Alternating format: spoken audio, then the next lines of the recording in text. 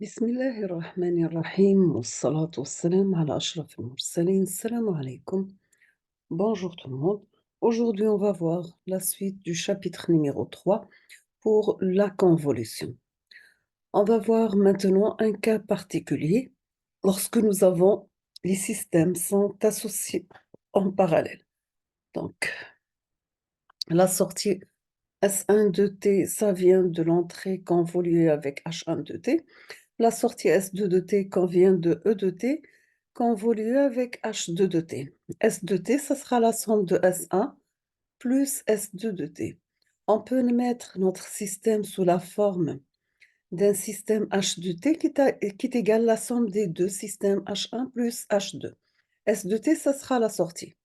Donc S de t, c'est S1 de t plus S2 de t. Donc c'est E de t convolue avec H1 de t plus E de t convolue avec H2 de t. On peut sortir E de t comme facteur, donc ça reste E de t convolue avec H1 de t plus H2 de t.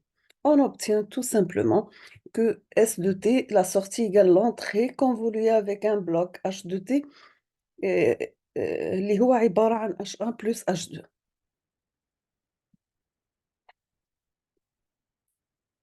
On passe maintenant au théorème de convolution ou de Plancherel.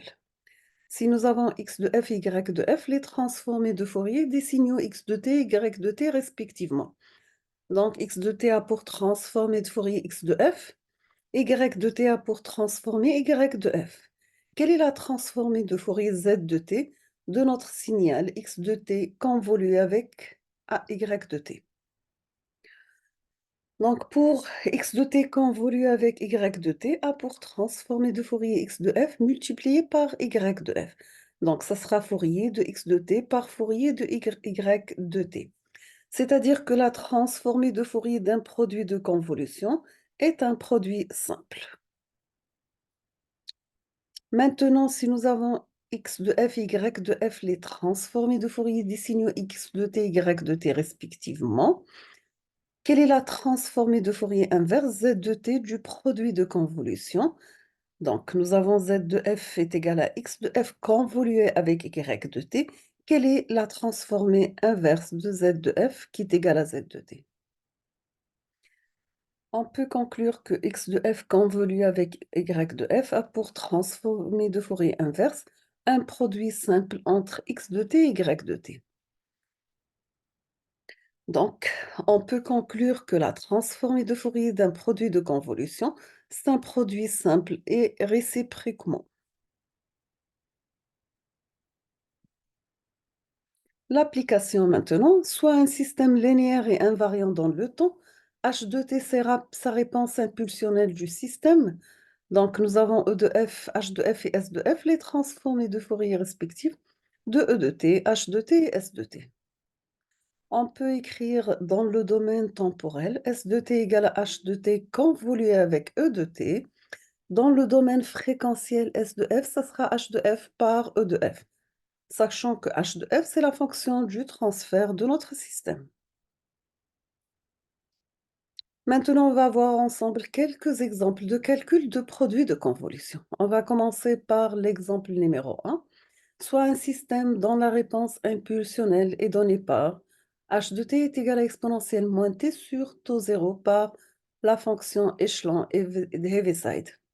Quelle est sa réponse s de t au signal d'entrée e de t qui est égal à h de t, la fonction d'échelon? Donc, l'entrée, c'est l'échelon. H de t, c'est exponentielle moins t sur t0 h de t, donc c'est un signal causal. Quelle sera la sortie s de t? On passe au calcul. Donc, nous avons s de t qui est égal à h de t convolé avec e de t. C'est un calcul d'intégrale de moins l'infini à plus l'infini de e de taux par h de t moins taux des taux est égal l'intégrale de moins taux à plus taux, ta h de taux par h de t moins taux, exponentielle moins t moins taux sur taux 0 des taux. On va mettre un changement de variable, on va poser u égale à t moins taux. Donc on obtient un intégral de 0 à plus l'infini de h de t moins taux, exponentielle moins t moins taux sur taux 0 des taux est égal moins l'intégrale de 0 à plus de 0 à moins l'infini de h de u par exponentielle moins u sur t0 du. On inverse les bornes d'intégrale, donc ça sera une intégrale de moins l'infini à t de h de u exponentielle moins u sur taux 0 du. Donc est égal un calcul d'intégrale entre 0 et t de h de u par exponentielle moins u sur taux 0 du. Euh, Ça reste un calcul d'intégrale de 0 à t de exponentielle moins u sur taux 0 du est égal à moins taux 0 par exponentielle moins u sur taux 0 entre 0 et t. Donc est égal taux 0 par 1 moins exponentielle moins t sur taux 0.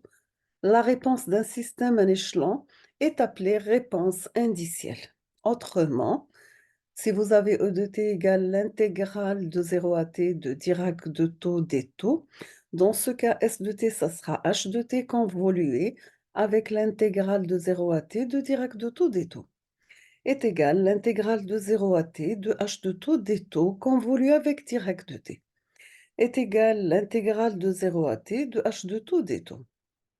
On obtient un calcul d'intégrale entre 0 et t de exponentielle moins taux sur taux 0 des taux est égal taux 0 par 1 moins exponentielle moins t sur taux 0. Graphiquement, on aura S de t est égal l'intégrale de moins l'infini à plus l'infini de h de t moins taux par E de taux des taux. Donc voici l'entrée E de t. Ici, nous avons h de t. Ici, nous avons E de taux. Et dans la quatrième figure, nous avons exponentielle décroissante symétrique h de moins taux. Donc, le premier intervalle, nous avons E de taux en rouge et h de moins taux plus en t en bleu. Donc, voici la partie commune entre les deux. On obtient S de t, mais la forme suivante. Deuxième partie, donc, on va décaler notre signal exponentiel dans la partie positive. On aura la convolution des fonctions. On obtient le résultat suivant pour cette partie de l'intervalle.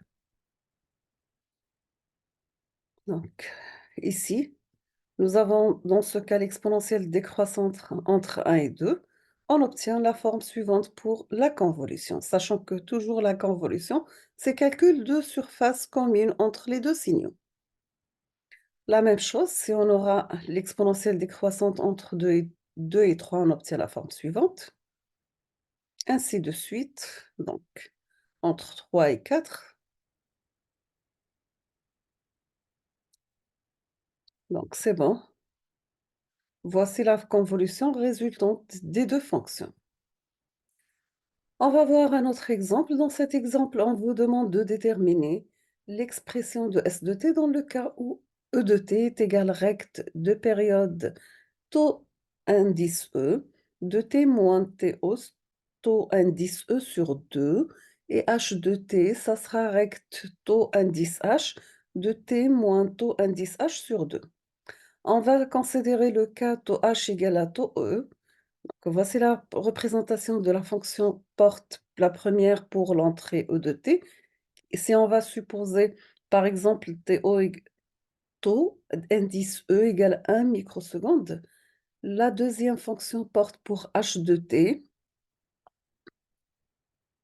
Donc, dans ce cas, taux h égale à 2 microsecondes. On passe au calcul d'intégrale. Nous avons s de t qui est égal à l'intégrale entre moins l'infini et plus l'infini de E de taux par h de t moins taux des taux est égal à l'intégrale entre moins l'infini plus l'infini, recte taux E par taux moins taux sur 2 par recte taux h t moins taux h sur 2 moins taux des taux. Pour le premier intervalle, taux compris entre 0 et taux E et 0 ailleurs, nous avons le recte égal à 1. La même chose, le recte taux h égale à 1 pour t compris entre 0 et taux h et 0 ailleurs. Dans ce cas, le recte de t moins taux h sur 2 moins taux égale à 1 pour taux compris entre taux 1, taux et taux plus taux h et 0 ailleurs.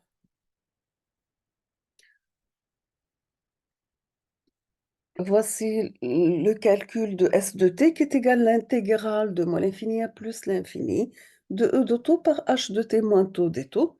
Donc, on va remplacer O de taux par sa valeur, c'est la fonction rect en fonction taux E. H de t moins taux, c'est rect de t moins H, taux H, la période, c'est taux H.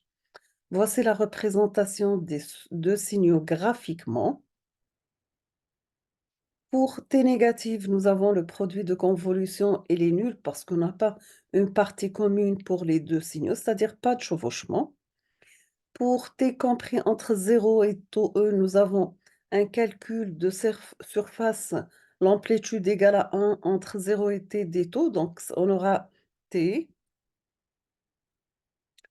Dans le troisième intervalle entre taux E et taux H, la même chose, on va calculer intégrale cette fois-ci entre 0 et taux indice E des taux. On aura taux indice E. Ici, quatrièmement, on aura S de t est égal moins t moins taux H. Donc, c'est ça la partie commune pour les deux signaux.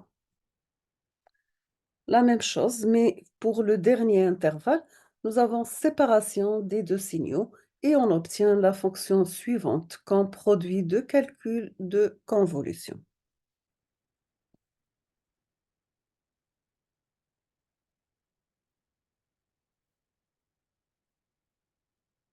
Donc, maintenant, si on va poser taux H égale à taux E, on obtient que le produit de convolution de deux fonctions porte, on aura une fonction triangulaire. La fonction porte a pour sinus transmis de Fourier sinus cardinal. La deuxième fonction porte a pour transformé de Fourier sinus cardinal. Donc, la convolution des deux fonctions porte, ça donne signal triangulaire.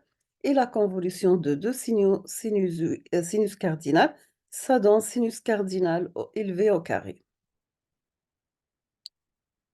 Nous avons un autre exemple. On vous demande de calculer de deux manières différentes la transformée de Fourier du signal S de t qui est égal à t0 par tri de t0 de t. La première méthode, on applique directement la formule de calcul de transformée de Fourier. Donc, on aura S de f, c'est l'intégrale de moins l'infini à plus l'infini de S de t par exponentielle moins g de pi ft dt. Donc, c'est l'intégrale de moins l'infini à plus l'infini de t0 par triangulaire t0 de t par exponentielle moins 2 pi g ft dt. Maintenant, pour S de t qui est égal à t0 par tri de t0t, c'est le produit de convolution de deux fonctions rectangulaires, sachant que S de f, dans ce cas, ça sera un sinus cardinal, et on obtient S de f égale t carré de 0 sinus cardinal carré pft0 sur pft0 élevé au carré. Voici le résultat de calcul graphiquement. Nous sommes arrivés à la fin de cette vidéo et ce chapitre. On vous remercie infiniment pour votre attention. Comme toujours, n'hésitez pas si vous avez des questions et à la prochaine vidéo, Inch'Allah. Merci.